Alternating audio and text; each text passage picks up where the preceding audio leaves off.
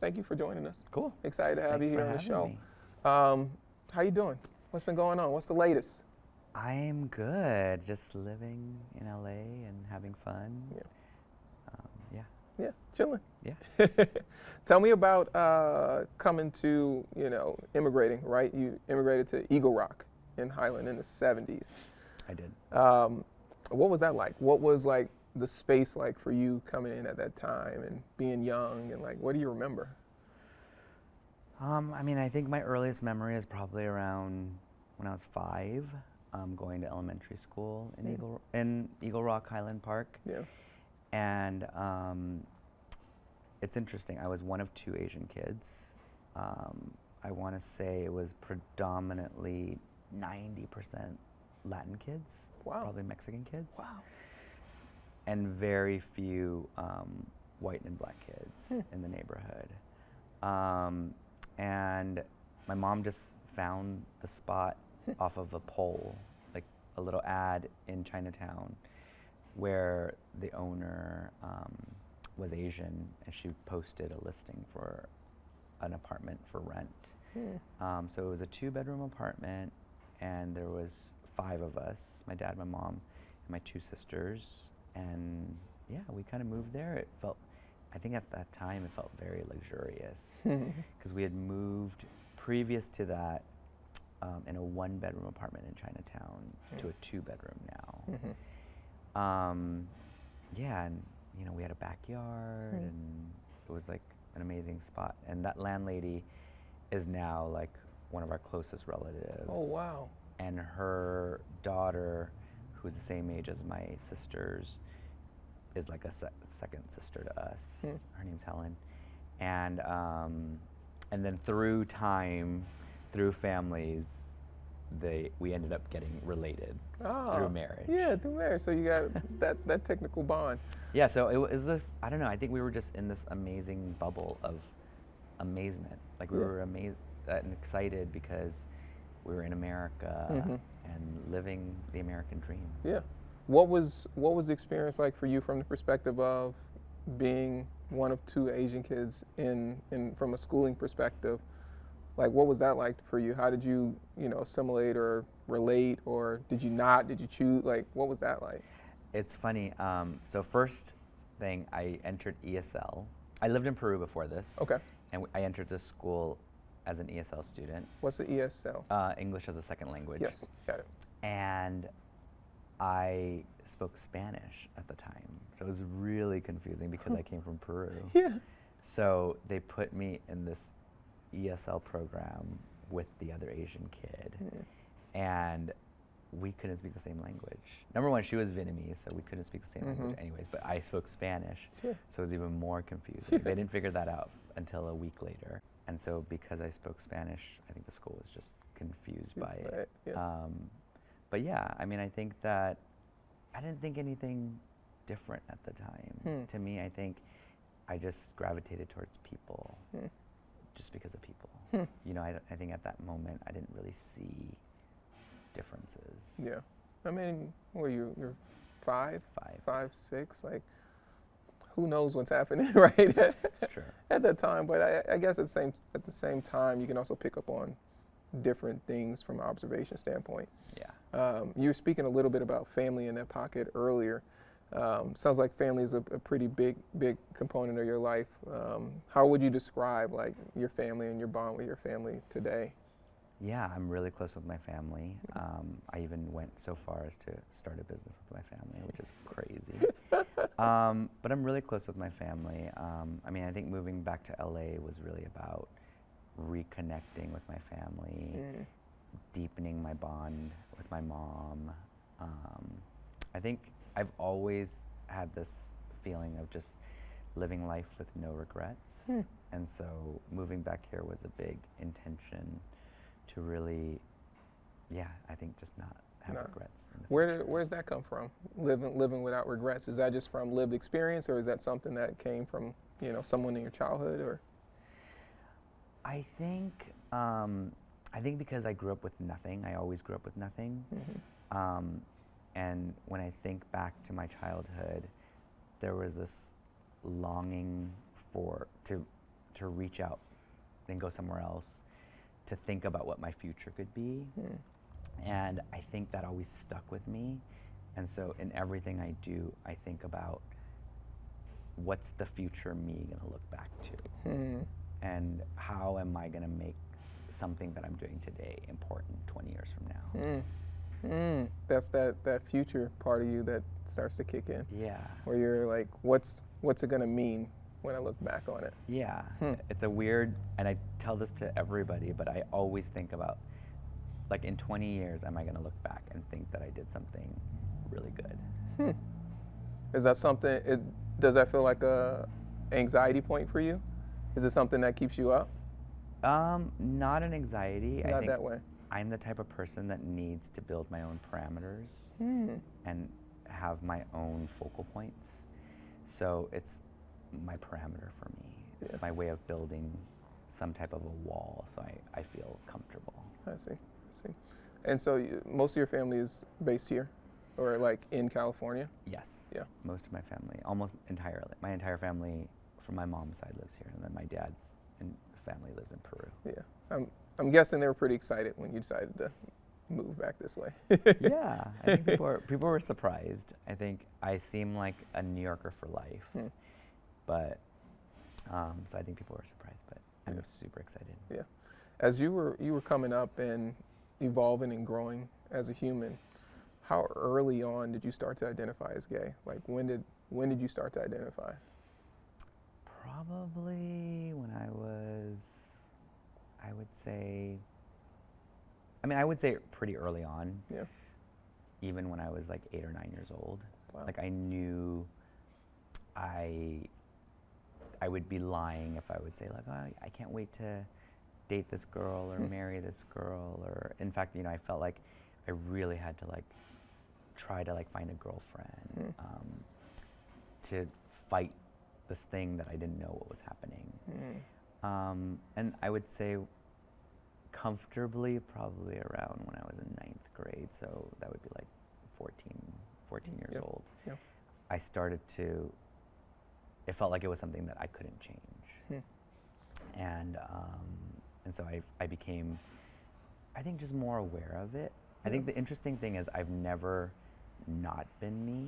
So I've never tried to act more macho. Yeah, you're like, this is just how I naturally act, so this is how I'm gonna act. Yeah, so it's funny because I would say most people that I grew up with, no one thought anything different when I said I was gay. They thought, they were like, oh, really? Like, they were surprised because it's not like I changed as a person. I was the same person, just I was telling them something different about I was my just life. telling them. Yeah. But I think I think if I weren't gay, I don't think I'd have the life that I have right now. I think that a lot of my creativity, a lot of my my knowledge of life comes deeply rooted in the fact that I grew up gay. If you could break that down a little bit for me, I'd be curious. Like, does it have more to do with like how you would interpret something, or like not having to deal with gender norms, or like what do you think is like the catalyst of it? I think it has to do with what I'm attracted to, like, and not necessarily I think human being wise, but I think being gay allows you to let down some guards. So as a man, I could be obsessed with hair. I could be and not to say that straight men aren't like this, but I think it doesn't feel like the norm for people to be obsessed with women's clothing and obsessed with, watching female pop stars and digging down culturally through these things that society has deemed, not cool for men to like. Which is crazy when you think about today versus say like the 90s or even before, right? Like today, like there are men that identify as heterosexual that painted nails and, wearing clothes that are identified as women. But it's interesting like how time is kind of blurred or shifted or mixed. I don't know. It's true. I think it's really true. I mean, I think that in so many ways we've progressed, but in so many other ways, I feel like we're going backwards because of the progression, because people are scared of change and this forward mobility that people want to bring it back and even further back than it was.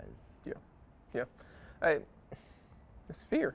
Like at the end of the day, it's afraid of the unknown. It's afraid of how it impacts you, and so people respond how they respond. But at the same time, it doesn't impact them, which is a crazy thing. It doesn't, or it does. I mean, I think it's interesting because I think that in so many ways, people are willing to let go of family, relative member, kids because of a change, because of their own personal, discomfort. And I think it's sad. I think it's sad to see that. That's why I think, like, for my mom, this like little Asian woman who comes from super, super traditional standards, for her to be like so open and like allowing me to just be me, it's like, I don't know, I look at her and I think it's amazing. What was it like? Do you remember when you told her? Like, was it this big conversation or was it just super, just casual? I think it's funny because I've never, like I said, I've never not been me. So I've had partners who have stayed at my house and my mom's, been around them. I've lived with roommates and my mom's met them and she loves them and hugs them and kisses them. But I think it took me a while to actually say, like, hey, I'm gay. And I think it's the same as, like, in Asian cultures, it's really weird to say even I love you to a family member. Wow. I think it's about showing your feelings rather than actually saying it. So I've made it a point to be more, to go against that and to tell my mom and my family that I love them. And that's partially why at Chifa, like, I wanted the symbol of the heart because I wanted an apparatus for myself to be able to talk about love of my family, but I also wanted other people to be able to hear that or see it and to hear me talk about it, and hopefully somebody else being like, it's true, like, I don't want to look back and have never told my family members that I love them. And I think as an Asian, like growing up in this Asian community, you don't do that. You don't say you love people. How did that impact you? Like, did you miss that? Like, did you feel like it was something that was missing that you couldn't say it, but you felt it because it would show up in different ways? I think growing up as a hyphenate in America, you're dealing with so many things. You're dealing with living life as an American while holding on to traditions. And so at home, we're traditional. We do things super traditionally. And to the outside world, I'm American and I have to act like an American kid. So you hear, I'm watching a movie and people are always like, I love you. And I'm like, we never do that. He's like, we never do that. But why not? I'm like, it's such a good feeling and it's such a great thing to be able to tell your mom you love them. Why wouldn't you do that? So, I mean, I think in many ways it's kind of me trying to break down these barriers for myself. Yeah, totally. Speaking of, I want to go back a little bit into on the friendship side. You have a long-term friend, Carol, who you've done incredible things with. How did you two first meet? We met in college through a mutual friend, and she was this kind of like nerdy girl who was like always studying. And the first time we ever met, I forced her to go out. This freshman year, I was the only one with a car at UC Berkeley, and I was the person who was going out every night in San Francisco. I would drive everyone with a fake ID to go to of course. Go to bars and so she and I, that's how we met. As one night I convinced her to wear her pajamas and just go out with us, and that was kind of like telling of what our relationship would be like. What was it about that moment that you felt like would say so much and be so important today? I think that we're just we have the same values, but I think we're also yin and yang. It's like everything that I'm like, she's opposite. And I think through the years, we started to become similar. I think we learned from each other. Yeah, you started to kind of, you spend enough time around someone, you pick up some of their traits and habits and interests. Yeah. I mean, I've always been the creative person. She's always been the business person. And I think what I find interesting is at opening ceremony, we were always considering the business as much as we were considering the creativity. And it was that perfect magic that got us, I think, to where we were. Yeah. When did the fashion interest come to play between the two of you? I mean, for me, the fashion has been there from the beginning. Yeah. My mom was a sweatshop worker in LA. She, you know, when she was babysitting me when we moved to America in Highland Park, she would bring clothing home and sewed for a quarter a garment. Wow. And so I grew up around clothes always. And I think because we had no money, my mom always justified these weird hand-me-downs as fashion. And she would convince me that like it was great and it was cool because I think there was no other choice. Yeah. But in many ways, I think that forced me to think about what fashion could be. So I always grew up around that. I've always had, I think, an eccentric style and just loving culture. I'm so happy I got to grow up pre-internet, pre-cell phones, pre-all that, because you really got to dig into how culture became what it is. I feel like you had to experience it. You had to be there to know what it was. You have to. I mean, I think right now, I call this it's pre-tunes and post-iTunes.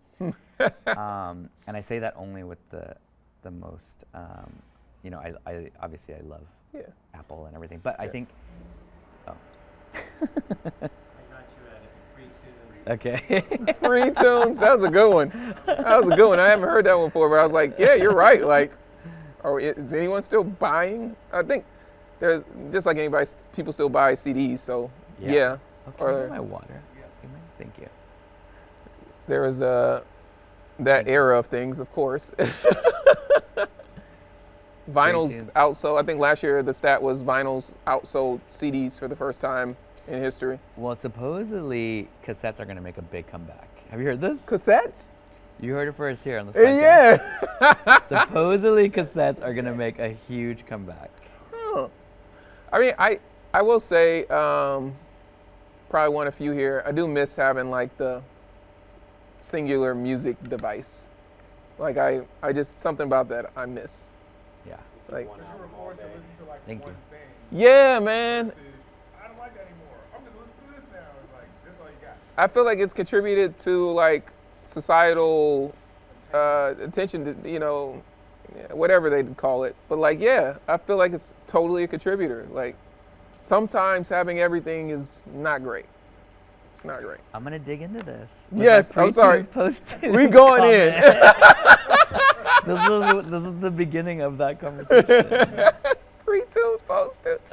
There's been so many books. So Calmatic, he had a statement earlier, it doesn't matter. And yours is pre-tunes, post-tunes. I'm hoping that it gets into the Urban Dictionary. Put it in the ether. And then you guys take it over. Pre-tunes, post-tunes. Okay.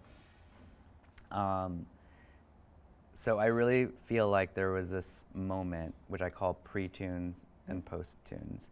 But basically, you know, in 2004, iTunes was available. Yeah.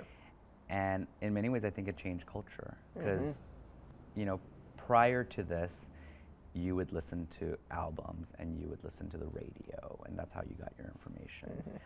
And I think people belong to certain squads and certain camps. If you were a skater, you listen to this kind of music. If you were a punk, you listen to this music. And I think that there was this authenticity that came with it, culture that came with it, fashion that came with it. And that's why we reference those periods, because they were so pure. Yeah. And I think post iTunes became a moment where you decided, oh, I'll listen to a little bit of Britney Spears and some Nirvana and, you know, what's that Nine Inch Nails song? Oh yeah, let me find that. And so you're mixing everything now, which there's a beauty to that. And a beauty in the access, but I think culturally it changes and it becomes this salad that gets mixed. Whereas I think prior to this, we had a purity, and you really belonged to that group, and then you would find other people that you would see out, and you would talk to them because you knew they liked the same thing. You knew. I think right now, if you went up to somebody that was wearing a Nirvana t-shirt, and you're like, remember that song? They might be like, wait, what is that? And that's okay, because I think it's entered pop culture, but I think there isn't that connection that you easily had with your tribe. There's definitely a distance in reality today, and in some ways, to your point, it is, I think some of that is good. Like, there was a reality where folks were cast as outsiders and treated certain ways because they weren't a part of those certain things. And at the same time, it's like, it does feel like we're missing a bit of grasping with things because we don't necessarily, as a society, understand all the context or care to understand the context of certain things. It's a strange thing. I think it's more about that. It's about appreciating where things came from. And to me, that's always been my story at opening ceremony, even at my restaurants. It's about just knowing where things came from. I think I'm just such a history nerd that I like to know the origins of things. And so that's the one thing I would push for everyone to be, I don't know, curious about, is where things began. Where it began, right? It gives us this meaning. It lets us know why it exists in the first place. Like, it is an important part of the story. I mean, we're sitting here now to understand a part of your origin, to know how you got to, where you are. And I think it's important to have that context, because you just didn't pop up and you weren't just doing these different things out of nowhere. It's true. Right? No, it's very true. And, going back to that, I think that the first thing that led me into fashion is my job. I got hired at 15 years old at the Gap, and it was in West Covina, and I just on a whim decided to apply for this part-time job. It was because I was underage. I only got 12 hours a week. My pay was $3.25. $3.25, like $3.25 an hour. And it was, I will look back and say that this manager, his name was Dean, and that hiring changed my life. What about it changed everything? I mean, after I got that job, 2 months later, he just saw me, I was really like gung-ho, and this is the Gap, like the Gap. Oh yeah, this is when we're in fleece, like we're talking everything. 1991, and this is like when Missy Elliott was, everyone was being, was part of it. It was like, the Gap was like, you wanted to be a part of it. Yeah. And so I was working at the Gap, and this guy was like, oh, you seem like you really like, doing displays and this stuff. He's like, will you do the displays for us? And I said, sure. I did the displays, and then at some point, the lady from the regional area, she said, can he also do the displays for my stores? And so I'm like this 15-year-old, I'm just getting my driver's license, and I said, yes, I'll do it. And so I ended up getting this regional visual merchandising position. And it was just 2 hours a week, and I would just drive to these different stores, 6 stores in my area. I did it until I was 18, and it was like, it felt like a really cool job. I started to learn about other jobs within retail and fashion. I never knew. As a young, you don't know. It's funny you mentioned it. Like, I grew up, never knew, like didn't know. Like, we have on products. Yeah. And didn't have any idea how they showed up. You didn't even question it. You didn't question like, oh, who chose to put that shirt right in front of me? But somebody does all that. And so this job changed my life, and I moved to UC Berkeley, and I quit my job. I was like, that's the end of it. I'm gonna be a psychologist. Oh wow. I loved watching. I was like, I want to be a psychologist. It was all about TV.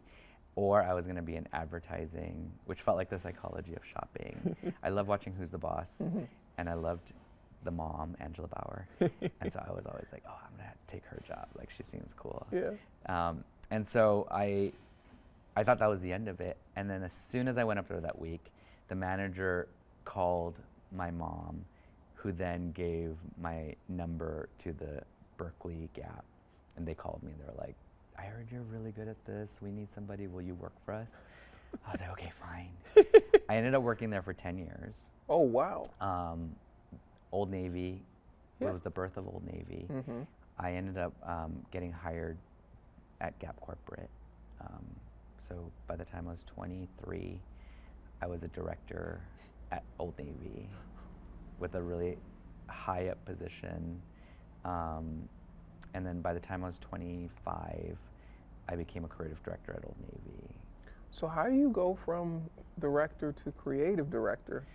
I was the director of Kids and Baby, Uh-huh. and then they realized that I really love to do all the windows. So then by this time, I was at Old Navy from probably store 20 to store 400. So all of a sudden, there was a massive growth. Yeah. And this is like when Old Navy was also the bomb. Mm-hmm, This is mm-hmm. like the birth of performance fleece, Mm-hmm. the birth of the tech vest. I mean, all this crazy Yeah. stuff. Like Naomi Campbell, Cindy Crawford, they all came to store openings. It was like a big deal. And I remember at 25, I got hired to move to New York to work for Burberry. And I was like, this is awful. I was like, this is the worst thing that could have happened to me. Really? Because I loved my job at the Gap. I was a dedicated, I just got my Tiffany watch. If you work at the Gap for 10 years, you get a Tiffany watch. I was like so excited. Yeah. This was like, I was gonna be at the Gap for the rest of my life. Like I said, I went to the president of the company. Her name's Jenny, and I'm still really good friends with her. And I said to her, please, I was like, match my salary so I could stay here because I don't want to leave the company. And she was like, I'm going to do you a favor and make you move to New York. I was like, no. I was like, this company sucks. Please let me stay in New York. And Yeah. she was like, no. So I ended up, I had to take this job. They doubled my salary, which wasn't much at the time, but it felt like a lot Yeah. as a 25 I mean, yeah, when you're 25 and you started at 325 and you worked your way up, you're like, it's doubled. I'm good. Okay, lesson in life, don't work anywhere that long. 10 How come? years is a long time. Because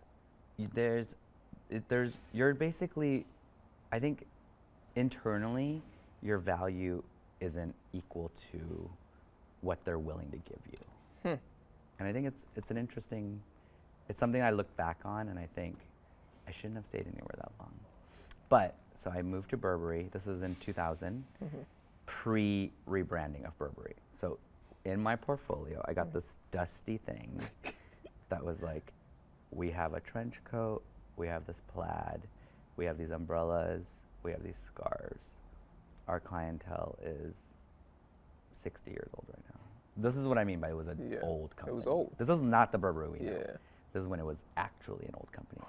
We were like 95 years old, and maybe 98 years old, because I was there for the 100th year anniversary. But so I moved there, and the amazing thing is, when I moved to New York and I worked for Burberry, I worked under this woman named Rosemary Bravo, who was incredible, and we transformed this company, and it was all about storytelling. It was about telling this original story about this old company and everything that it had done. It invented gabardine, a fabric that wicks water away for its trench coats. It invented the trench coat because they made the trench coats for wartime, and every flap had a purpose of cushion. Every strap had a cushion to keep that, the gun strap on. But it was a jacket that was invented for the trenches. And, the plaid was a celebrated plaid that could not be copied, ordained by the, all the stuff. But it was a really amazing story. And so I learned to really value things and tell its story. I think I read that you had a infatuation with films and movies. A lot. How does that play into what happened at Burberry for you and that importance of storytelling popping up? Like, how did you bring those two things closer together? Well, it's interesting. I had a teacher in high school that taught me about film and how to watch films and how to really, really dissect films in an interesting way. And it really was that bulb that went off, that I was like, oh my God, I've been watching movies so wrong. Like, I've just been watching, like, laughing and being kind of silly about it, but I was like, I wasn't really paying attention. How would you, if you could describe to me how I should watch a movie, how should I watch it? I think you have to look for all the clues. I think you have to not let anything, I think the first 10 minutes of a film is going to tell you what's going to happen at the end. And you need to know that. So you need to pay attention to everything that's happening right now. And we're being set up. And I think it's good. I want to know that I'm being set up. Yeah. I don't want to just be set up. I want to know that I'm being set up. And so I just learned to appreciate films more. I think also, I'm Asian, I'm queer, I'm all these things that where I live doesn't represent me. So it was this way to escape and live in places that I could never afford to live through films. So that storytelling element was super, super important. Yeah. And yes, I think that a lot of that contributed to how I worked on telling the Burberry story. And I was one of the key members in the early days of seeing how that brand could transform. I was this like 25-year-old kid who had come up with like the craziest ideas, and so many of them made it in. And I think that was super exciting at the time. What did that teach you during that time, right? Because you're coming in that new, you're coming away from the Gap and Old Navy where you feel super comfortable. You know everyone as far as like the leadership, and they love you. And then you come here, you don't really have all of those relationships, but you're still coming with these ideas, right? And they're winning. What do you learn from that? I think the more I worked, the more I learned. I learned about my own confidence and to not be afraid to say something, not afraid to sound stupid. I think, till this day, I think I say how I feel, even if it might not be right. I mean, obviously I have moral judgment, but I think it's about not being afraid to share an idea, not being afraid to brainstorm loosely, and to contribute ideas in a conversation. And to, I was a kid that was pretending to be an adult. I think I've been that person for a long time. And I think I'm still that person. I'm still pretending to be an adult. And I think that's where I built my confidence. I think deep down inside, I'm a really shy person. I might not seem it, and I might not come across it as a shy person, but I'm a really shy person. So I have to do that thing where I force myself to blurt things out. How do you do that? Right? Because I'm similar. Like I'm an introvert. So this is opposite of what I would naturally do, or maybe not because it's so intimate. But how do you find that to find that voice, to share those ideas and put yourself in those uncomfortable situations? It's about not having regrets, living life without a regret. And there are many times when I don't say what I want to say, and I do regret it. And it's about looking back in 20 years. Like, I don't want to look back on that day during that podcast interview where they asked me this, and I'm like, why did I say that? So I'm just trying to say it. I love that. So you get your confidence, right? When did you end up going to Kenzo? How do you end up going to there, and what happens?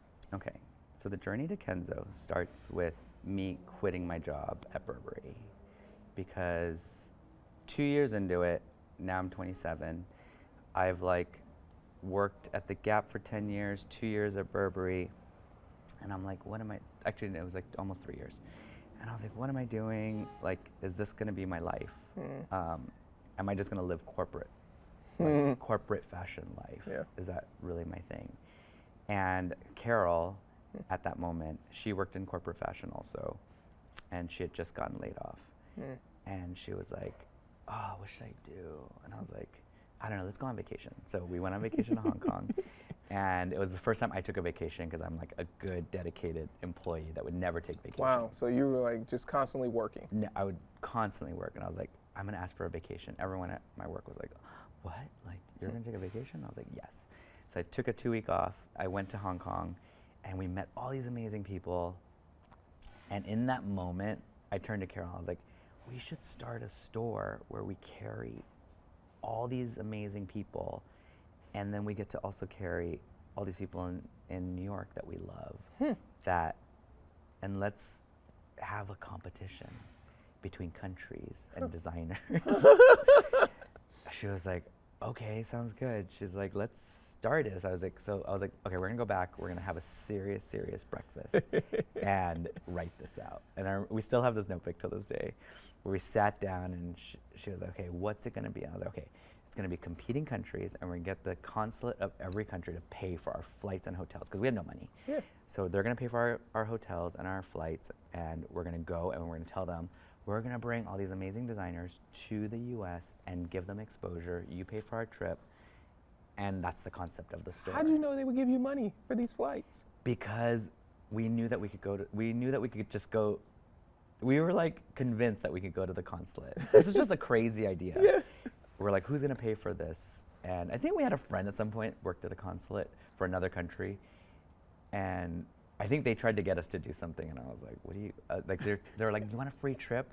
And I think when you're young, you're always looking for a free trip. Yeah, you're trying to go somewhere. Yeah, so they're like, oh, do you want a free trip to this place? And we're like, oh, do we want to go there? Like, I don't know. So that stuck in my mind that the consulate of each country would pay for our trip. And she was like, what else? And I was like, okay, and then the store has to be open until 2 in the morning, because we love shopping, and there's always that moment where we're at a bar and we're like, wish we could go somewhere, and we're like, we got to go to a store. So we're like, okay, so there's a register, and then it's on this massive Lazy Susan that's like 10 feet wide, and then it turns into a DJ booth at night. And then we're gonna DJ, and so-and-so's gonna DJ, all this stuff. Yeah. So this crazy idea of an open till 2 a.m. store. And we opened the store, and obviously, I think the first 3 days we tried to open late, and nobody You were like, showed no up. one And we're was like, coming. wait, no one wants to shop this late. People are drunk. We don't want drunk people shopping at the store late at night. So anyway, so opening ceremony happened. I think that was the birth of, interestingly enough, I think opening ceremony was the birth of doing whatever we wanted.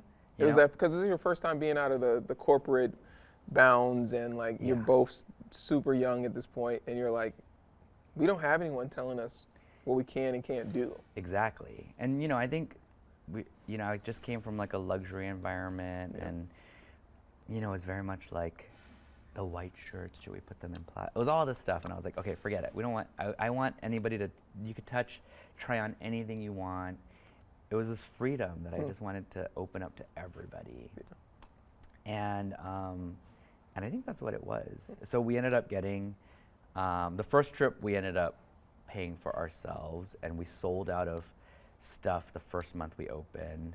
Second month we doubled the merchandise, we sold out of that. So there was this amazing momentum of things just selling out. Yeah. And at the time we didn't realize it was like a drop, because everything was limited. Yeah. So you were inherently creating this demand. There was a pre-drop mentality, and it was by demand. But we could never re-get the same thing, so it was just this constant flow of freshness. And by year 2, Brazil had paid for our trip to go to Brazil. And that's where we discovered Havaianas in a supermarket, and they had never exported, and we're gonna show you how to export, this is what you do. And they're like, how do we fill out these paperwork? And we're like, we're gonna show you. So we got them to export Havaianas. And I mean, we know where Havaianas went today. We didn't get one piece of it, but we are in the history of where they broke out of Brazil. And then the next year, we had the German consulate pay for our trip to Germany, where we brought all these amazing, I think there was this, everyone was like, go to Berlin for the art movement. And we really followed where culture was. Yeah. It was all about culture. Yeah. And then the 4th year, I remember Anna Wintour made a statement where she's like, I'm not going to go to the UK. I'm going to go straight from New York to Paris. And we thought, then there must be good shit. It must be, in the UK. If she's going to skip that, we're going to go and we're find gonna go see what she's talking about. the young kids that she's skipping. Yeah. So we went there, and the consulate paid for that trip. You're gonna have to give us the brief on Should I how give to you do the this. phone? I'll give you the phone number of all these consulate people. And they paid for that trip, and so we ended up featuring all these amazing young designers at the time. Plus, we went to Topshop, and we said, "Hey, we're gonna bring you to the U.S. and you're part." And at the time, Topshop was like one of the hottest fast fashion stores. Yeah. It was when fast fashion had a point of view. I think there was a moment in time when mall stores had a point of view. Every mall store had a point of view. I don't think we live in that era today, but I think this was a moment when it did. And Topshop had a very particular point of view. And we brought them over. I remember they were like, we don't have the rights to Topshop in the US, the name. So we're like, we're gonna go to court with you and fight it. So we fought for their name to be allowed to be You sold went to in court the to US. fight for their name? Yes, for Topshop. Wow. And it was just this freedom to do anything we wanted. It was like high-low before people talked about high-low. It was just anything we wanted. I think because we brought in the store the way we shopped, which deep down inside, we were still that 16-year-old suburban kid who could maybe afford some nice stuff, but could barely afford anything nice. Yeah. And so it was just about bringing cool stuff that could be for everyone. For everyone, bringing it to a space. Yeah, and so that became opening ceremony, and through the years, it was like country after country, Korea, China, Japan.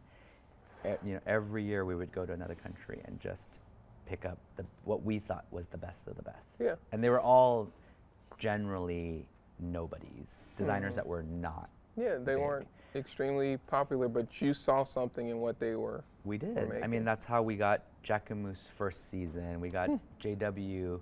We were the only store to stock JW Anderson in that first season. And I would say every designer would tell you the story that we were the first to carry them. Maureen Sayre, just designer after designer, we became the place that believed in somebody. We went to schools and we judged on panels, and of the 25 graduate students, we would be like, these 6, immediately we're gonna buy your collections. Like, we gotta buy you. Yeah. And they're all huge household names now. Wow. And it's amazing. And That's I think amazing. that to me is like super cool. I've always been a champion of people, and to see that come out. I mean, Luar is a great example. Telfar is an amazing example. 2 brands that we were the only stockist for years and years and years. When Telfar launched his bag, we were the only retail store to have his bags. The only one. And I think it's amazing. And we're champions of everybody. When you just ran off this list, right? Like, I'm like, wow, yeah, like so many of these people their brands have blossomed and gone to this place. So I have to ask, like, you sound like you're really good at spotting talent and spotting like who's doing something that's interesting. What do you look for when you're looking at those brands? Like, what was standing out to you? What were some of those traits? The people. It was always about the people. It was the person making the stuff. And I couldn't get behind somebody if they were a bad person or a mean person. Like, they had to be good people. And each one of them, I could tell they had an authentic story. Yeah. They had an upbringing that I could relate to. Yeah. And it was somebody that I wanted to champion. Yeah. So it was always the people. It was always the people. It's always about the people. Take me back to Europe, 96, Kenzo store. Okay, so in 1996, it was my first time going to Europe. Yeah. And I remember walking down the street and seeing the store, and I remember the name Kenzo because of the perfume.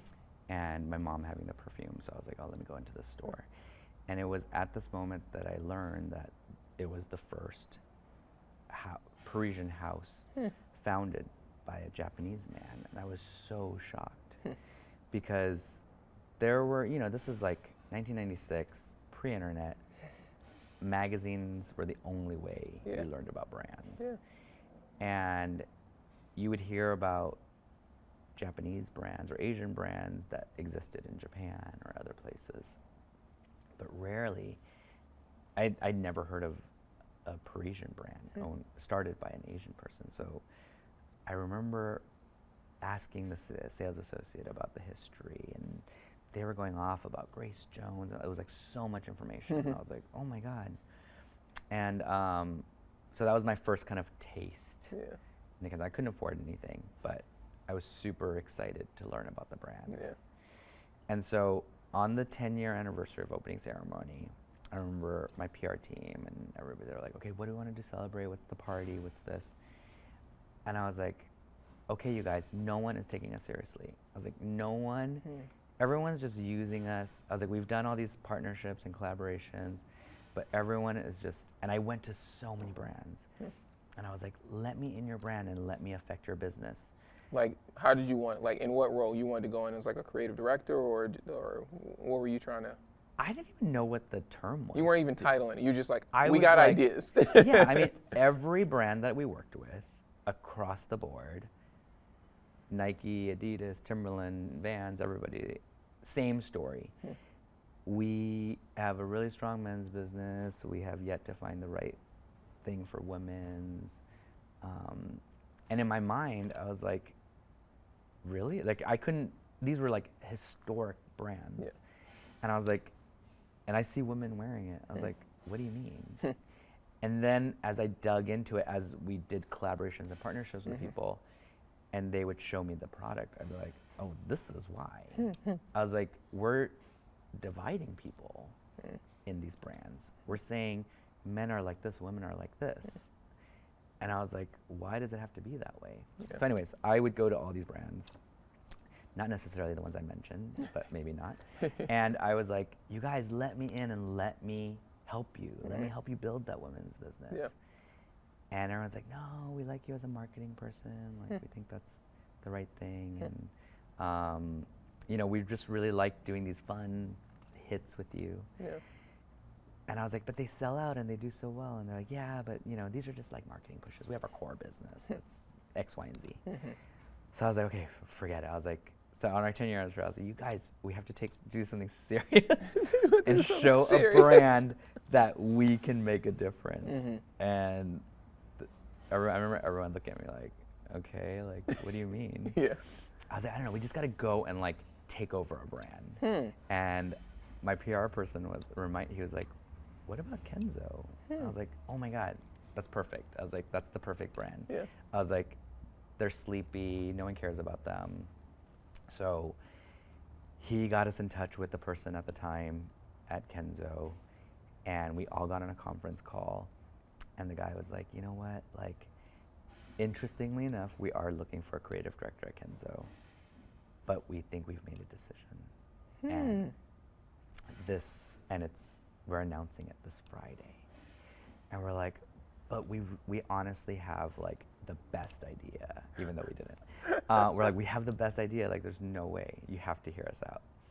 So they're like, okay, if you could fly to Paris in 2 days and tell us what you think, we'll consider it. On your dime. Or theirs. I think it was on our dime because we stayed in a really crappy hotel. And it was on our dime, definitely on our dime. And they were like, if you can do that and come out and show us what you're talking about, we'll consider you, but just know we have somebody that, we've already done this process. 6 people have been interviewed, and there's already the final person coming in. So we were like, okay. So then hung up the phone. We did like basically like a college project. 2 days later, we had a collection. I did a video. We came up with an online plan for sales. We said, this is who's going to shoot the ad campaign. And so we went and presented, and we built this amazing, amazing book. Y'all must have just been working from like around the clock. Didn't get any sleep because the timeline is just insane. 48 hours of working. Went on a plane, just put this together. And I remember going into the office, showing them halfway through the presentation. And it was about 8 guys in suits, and you know, I'm really talking about the collection, all this stuff, and they were like, I could see smiles on their faces, and they're like, like halfway through, they're like, you know what? I have to tell you, I think you have the job. Huh? And I was like, He's like, what? y'all are about to make an announcement on Friday. I was like, what do you mean? And they're like, we're so impressed with your presentation. I was like, okay, I'm sorry, but I worked really hard on this. You have to let me finish what I'm about to tell you. Oh, wow. So I was like, and I have a video and I have an ad campaign, so there's no way we're gonna stop this. So then they sat through the rest of this presentation. We had the video, and the rest is history. Literally that night, they walked us at midnight. They walked us into the office and walked us to what would have been our future office and said, "This is yours." And What would have been? No. Well, it was before we had arrived. Okay. So somebody Yeah, else yeah. was still there. We're still there. So out of respect, somebody else was still there, but they said, "This is gonna be your office," and we were like, "Wow, that's amazing." So we got the job. Was that did you at any moment in that process think that this is a fool's errand? Like there's no way this is gonna happen, but I just want to show them. Like, you knew? I knew it was not going to happen. No, it was never going to happen. It was the craziest thing that we could have done. There's no way they would have hired us. We're 2 retailers, not known for designing, even though we had our own collection. It was this idea, and I think what they saw was this 16-year-old kid who was fighting for his life and telling them what they were going to do. And what is amazing is we did everything we said we were going to do.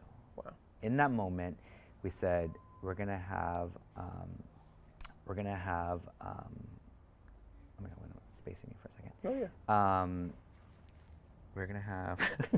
Yeah, I mean, Sorry. it's been a while, but those are like. I know. Wait, it just came to me, but I forgot. Give me 1 second. Yeah, no worries. Oh my God, how is this slipping me?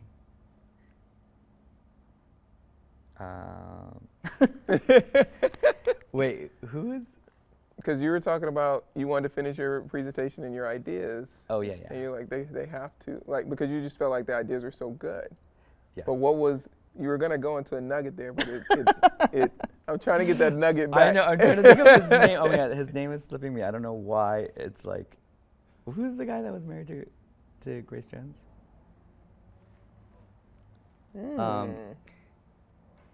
What's his name? Oh my God. Why am I going through this blank space? Okay, never mind. Okay, I'm back. We'll come back. Okay, so in my presentation, I said we're gonna get Jean Paul Good to do the campaign for Kenzo, and the president at the time was like, "Oh, like, do you know him?" And I was like, "No, we have no idea. He has no idea who we are." Yeah. But and you know, Jean Paul Good had been famous for creating all these iconic perfume commercials.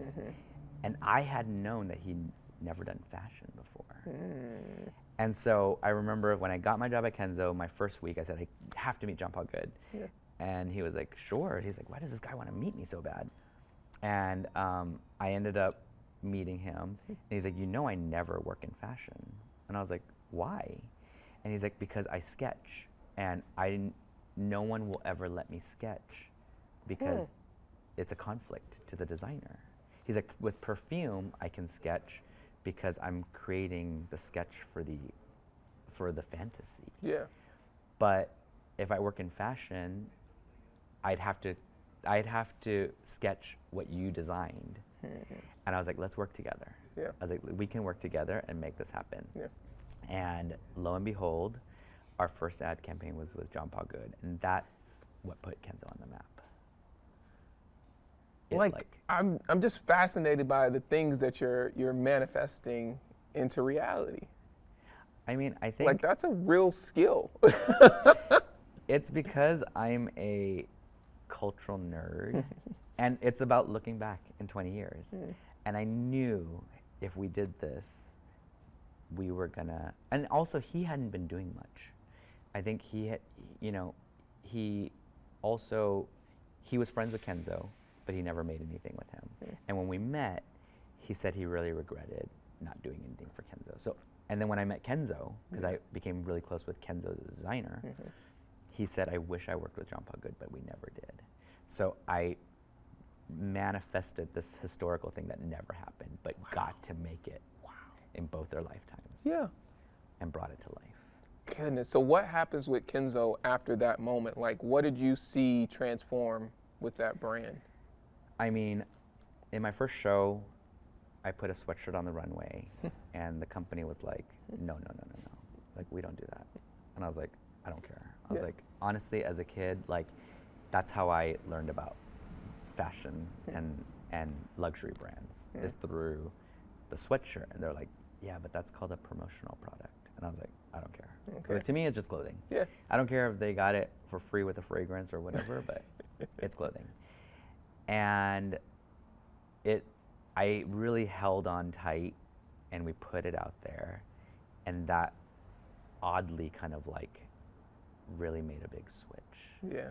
And it's funny because that was what, 2012, and now we're in 2023, and there probably isn't a fashion show without a sweatshirt. Yeah. I don't know if I can name one. Like, it's just such a common thing, you know? Yeah. So, and the sweatshirt for me, growing up in California, it's the thing you have in your car all the time. You have a sweatshirt in your car because in the evenings it gets cold. It's cold. Temperature changes. So it became, I think it just became a pillar. I remember they didn't even have a category, like a numbering system for sweatshirts at the time. There were sweaters and there were t-shirts, but not sweatshirts. Not sweatshirts. And so, you know, the rest is kind of history. I mean, I think we took that brand to far places. Very far places. One of the moments I do want to call out, I mean, there's many moments. There's a lot of moments. But the 87 Asian models, that to me stood out so much. What did that mean to you and Carol? I think it meant so much. I mean, I used 2 Asian muses as my inspiration for the collection. It was Riichi Sakamoto and then Kenzo's muse at the time.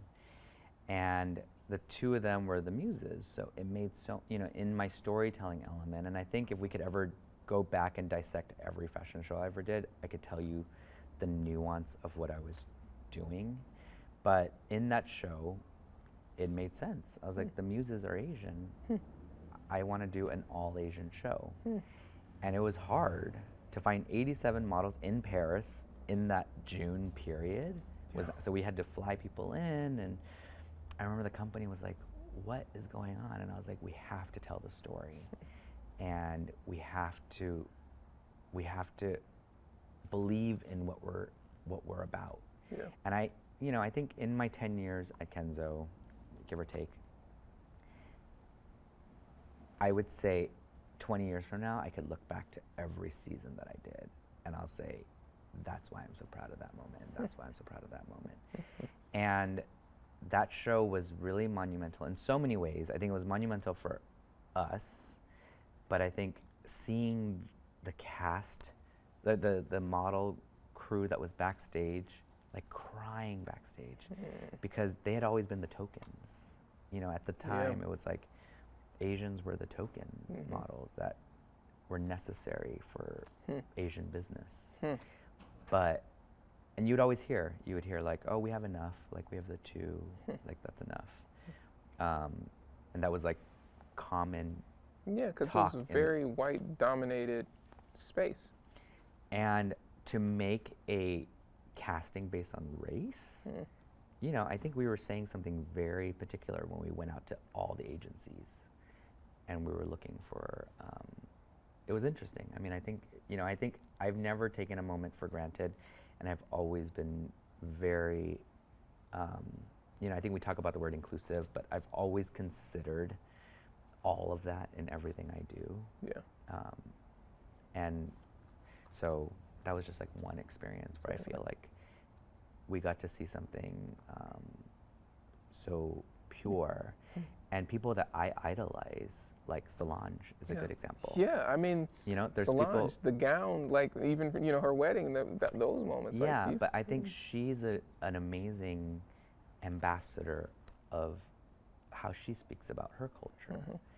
And I found real inspiration in that. I think that Wow. she's so, so particular Mhm. about how she works and how she celebrates her culture, Yeah. that I really found, I found it so beautiful. And so it was amazing to be able to be, she's a really close friend of mine. So be able to experience that in real life, and then, being able to be inspired by your friends, I think is an amazing thing. I mean, I think it's also like, it's how are you surrounded by people that you aren't inspired by? You know what I mean? It kind of feeds you. It's kind of hard to be in an environment where you're like, I'm around people that aren't feeding me. You can't really grow. I think it's about a mutual feed. Yeah, I think it's about being able to offer people something, absolutely. and everyone has something they can contribute. Mhm. So I think that's where I feel like I've been very lucky in that I've been able to surround myself by people who are, number one, open to hearing my voice, but then for me to be around people who I'm constantly inspired by. Yeah, it's another way of also, I think, like creating space and creating what's going to feed you, but also feed others. Likewise, but I wanted to share something where you said you were excited to have people and experiences without necessarily having exclusive products. And when you're pivoted into, not pivoted, but you've grown and evolved into this food and restaurant spaces, I have to imagine, like, is that important when you think about these spaces that you're creating now when it comes to Chifa and Monarch and some of the other projects that you're working on? How does creating space and community play into those environments? It's huge. I mean, I think about these physical spaces that we open in with the restaurants and what that community looks like, and how do we embrace the community and give space. I mean, I think what's interesting is at some point during the pandemic, I broke out of this linear way of thinking. I think that at some point I was very much like, I'm Humberto Leon, I came up in fashion, I'm fashion, and I will work in fashion until that's my calling. Yeah, until I don't. And then during the pandemic, I was able to really rethink about what I was doing.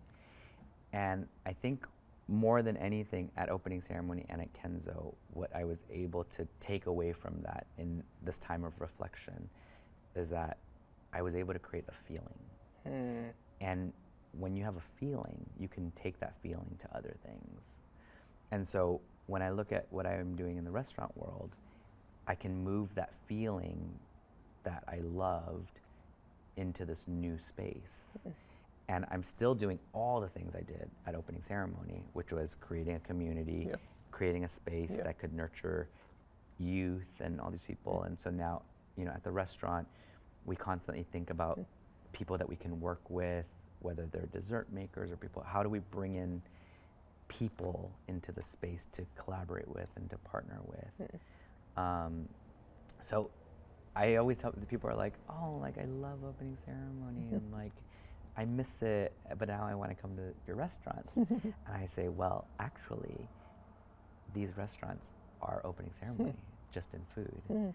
You're still experiencing the same experience. Because I think objects and things, they go away, but the feelings never go away. You think you back always about remember an that experience. Yeah, that moment that you bought that thing, Yeah. that feeling that you felt.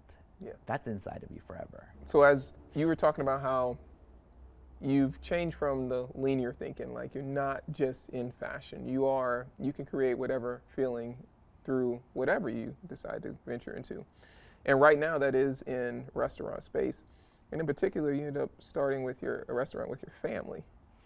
I did. I think it was happening already, and I think had I not moved to LA, I don't know that I just don't know that I would have been able to give that energy that I did because of the pandemic. So in many ways, I actually look at the pandemic and I think, oh, like so many good things came out of it. I'm also a very glass half full type of guy. But I'm like, so many good things came out of it, and one of them being that I was here to open the restaurants with my family. And I think we were able to like collectively tell the story in the right way. So I'm really blessed for that. But you know, why do people say you shouldn't ever open anything with your family and friends? Like, how's that experience been from you as someone that's in it? Okay, I will still say don't ever open anything with your family. Don't start anything with your family. It's the worst idea. No. But I think we got around it. I think that we realized who was good at what. And I think that's the most important. In any, even an opening ceremony, Carol and I always said, and my sister and I say this all the time, it's like, who owns what? Who's good? Who's the best? Who's the best what? at this thing? Because you can't be the best at everything. No one can be. Yeah. And so you allow the people who are the best at it to make the decision. Yeah. Obviously, everybody can chime in and everybody can say, but at the end of the day, I'm not going to be cooking the food. Like, we need to let my brother-in-law, who's the chef, tell us what that is. You know, I can dictate what the space looks like and what the events are going to be and how we're going to, you know, bring in community, all these things that I'm good at. Yeah. So I do that, and my sister runs the business. She's an amazing business person. So I would never, you know, obviously we all talk, but at the end of the day, the person making the decision is the person who's good at it. It's still, you know, there's folks that have where their expertise is, but there's still collaboration, and that's where y'all are coming together. I think that's where we got to a really good place of just knowing who's good at what. And I think because we're family, we can talk over each other. We can overrule each other. And I think we realize we need to not be like that in order for this thing to thrive and succeed. And evolve. When you think about your mom in this scenario, like, you know, and parents had a restaurant before, and now you are continuing that story. What does that mean to you and your family? I mean, I think it's really exciting. I mean, for me, it was about looking back and making sure my mom got to see this and got to experience this. So that's the thing that I'm probably most excited about, because she gets to see how this thing is exciting, and people talk about her and her legacy and her as an immigrant and how we're celebrating her as an immigrant. And it's good that she gets to see that in her lifetime and not just an afterthought. This is part of my no regrets in life. But just, I think, living life in the moment and celebrating life today and not waiting for tomorrow. If you had anything to add to that thought for young creatives, designers coming up, is there anything more that you would add to that? I mean, I would say really just go after the thing that you love. You know, don't let people tell you what you love. You should just go after the thing you love. I think there's so much noise in life where people are telling you what to do, what's right, what's wrong. And I think it's good for people who love you to care for you, but I think, you know, in terms of passion, and you should go after the things that you love. Because I think people don't realize that they could be one and the same. You can make a career out of what you love. And you don't learn that until later in life. That's why I go back to that person who hired me at the Gap and think this person changed my life, because I knew I liked fashion, but I didn't know that I could do that. And so I think it's also about not looking any opportunity. Don't waste an opportunity. You know, because I think so many times I could have wasted so many of those opportunities, and I didn't. I was really good at every moment, and I think that's important, to like show people your best. That's truly important. If you show up, show your best, you never know. You never know where it can go, where it can lead you to. But ultimately, it should only lead to growth. You never know. Thank you so much for sitting with us, taking time out of your afternoon. Really appreciate it. Yeah, thank you so much. Thanks for having me.